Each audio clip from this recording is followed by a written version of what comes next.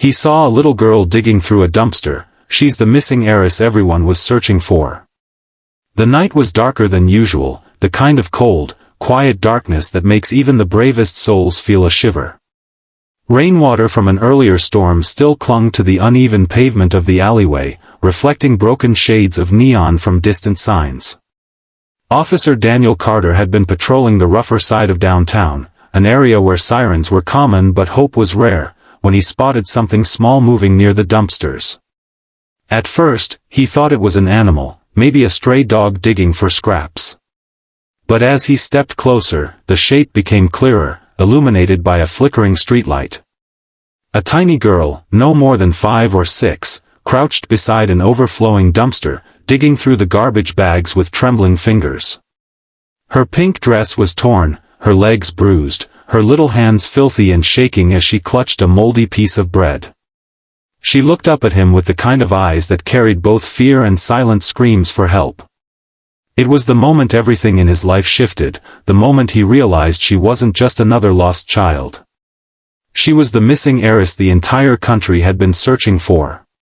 If you believe in kindness, compassion, and second chances, please take a moment to like, comment, share, and subscribe. Your support helps us bring more stories that touch hearts.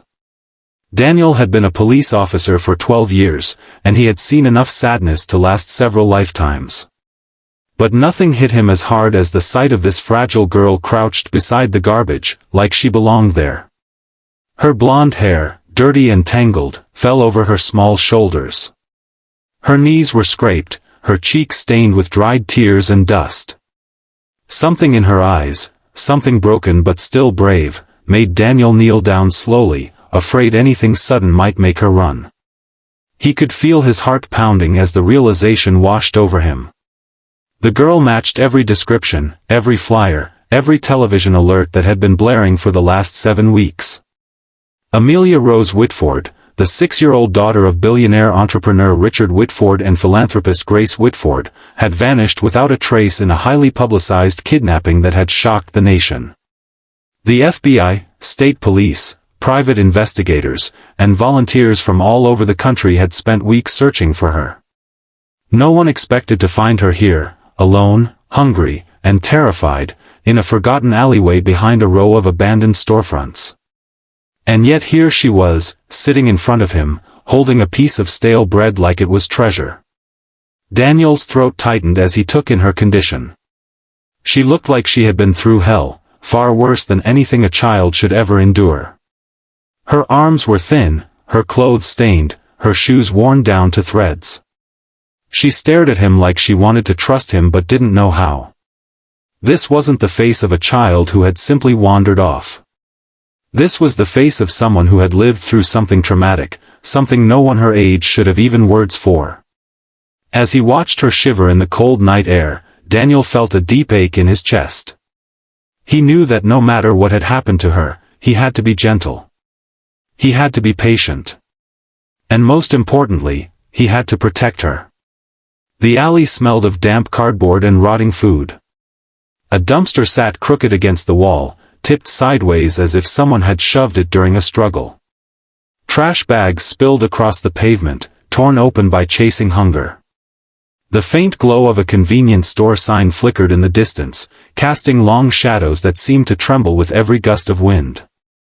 Daniel scanned the alley, trying to piece together how she had ended up here. Had she escaped? Had someone abandoned her? The questions raced through his mind faster than he could process. He looked at her again, trying to imagine what horrors she must have faced. He thought of his own niece, the same age, with her bright laugh and innocent joy. The contrast hit him like a punch to the gut. He slowly motioned toward the small stuffed teddy lying beside her, a worn, dirt-covered toy that had clearly traveled through everything with her. It was missing an ear, its stitching undone in places, but she kept it close, the same way someone would hold on to the last piece of safety they had left. It didn't take long for Daniel to notice the monogram on it, ARW, Amelia Rose Whitford. That one detail sealed the truth. There was no doubt anymore. She wasn't just any girl. She was the girl everyone was praying to find alive. And somehow, against all odds, here she was. Daniel felt anger rise inside him, not at her, but at whoever had done this. Whoever had ripped a child from her life of safety and love had left her to fend for herself like an animal. He imagined what the Whitford family must have gone through, the agony, the sleepless nights, the desperate hope slowly turning into despair. And now, after everything, she was sitting in front of him, eating scraps in an alleyway.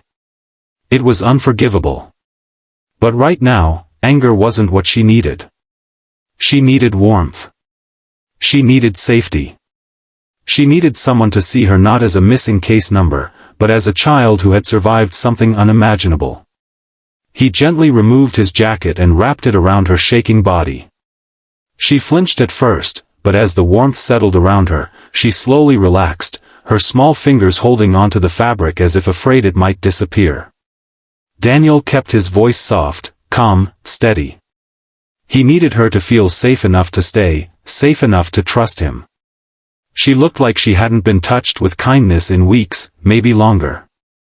Every movement she made was small, cautious, as if she expected everything around her to hurt. Daniel's heart broke a little more each second. As he gathered her into his arms, he felt how fragile she was. She weighed almost nothing, like her little body had been starved of food and love. He lifted her slowly, turning away from the cold alley and stepping toward the light of his patrol car. The quiet night air seemed to shift as he walked, the world around him going silent, as if holding its breath. It felt surreal, almost unbelievable, that this tiny child clinging to him was at the center of a national manhunt. Yet he didn't feel the weight of her fame or status. He only felt the responsibility of protecting her. In that moment, she wasn't an heiress.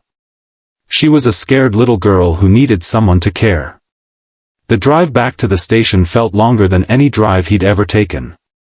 He kept checking the mirror to make sure she was still awake, still breathing, still safe. She sat wrapped in his jacket, her teddy pressed to her chest, her eyes heavy with exhaustion and fear. Every once in a while, she'd glance at him with a look that shot straight into his soul, a mixture of hope and uncertainty. As if she desperately wanted to believe he was one of the good ones. Daniel gave her a gentle smile each time, hoping she'd feel that he truly meant no harm. When they arrived, everything changed instantly. Officers rushed forward. Phones rang. The chief appeared, stunned, eyes wide with disbelief. The station buzzed with a mix of shock, relief, and urgency. But Daniel shielded her from the overwhelming attention, keeping her close, answering the necessary questions without letting her be bombarded. She needed calm, not chaos. She needed gentleness, not flashing cameras or frantic voices. He became her anchor in the storm of commotion swirling around them.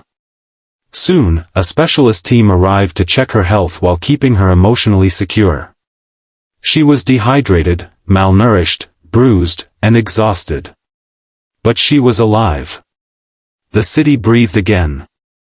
The country would soon breathe again too.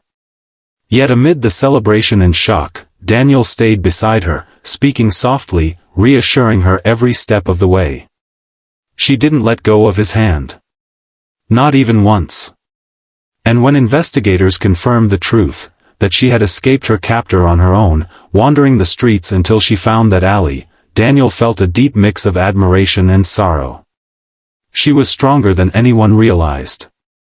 Stronger than most adults could ever be. And yet, she was still just a child. Hours later, when her parents arrived, rushing through the doors with tears streaming down their faces, the moment was almost too emotional to bear. Grace fell to her knees the second she saw her daughter, sobbing uncontrollably, pulling her into her arms as if she would never let her go again. Richard stood frozen at first, overwhelmed, before dropping beside them, wrapping them both in his arms. The room fell silent around them.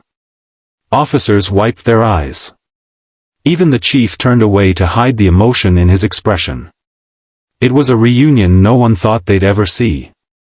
A miracle born from suffering, strength, and a little girl's unbroken spirit. Daniel stepped back to give them space, his heart heavy